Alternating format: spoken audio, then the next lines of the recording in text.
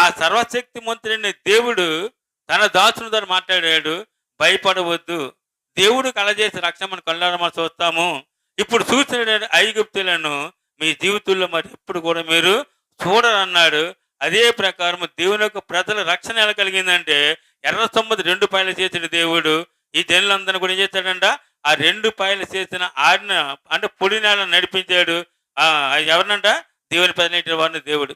తర్వాత చూసినట్లయితే మరి ఎప్పుడు కూడా ఐగుప్తులు చూడని చెప్పిన ఆ మాటను బట్టి ఆ ఐగుప్తీయులందరూ కూడా చూసినట్లయితే కనుక ఎర్ర సముద్రం నడవడానికి ప్రయత్నం చేసినప్పుడు ఏం చేశాడు? మళ్ళా సముద్రం ఏకమైపోవటము, వీళ్ళందరూ కూడా కలిసి ఏమైపోయారంట? సముద్రంలో కొట్టుకుని వెళ్ళిపోయారు. అందరూ ఏమైపోయారు? అక్కడ హతమార్చబడ్డారు. దేవునికి స్తోత్రం. నమ్మిన దేవుని స్తోత్రం చెప్పండి.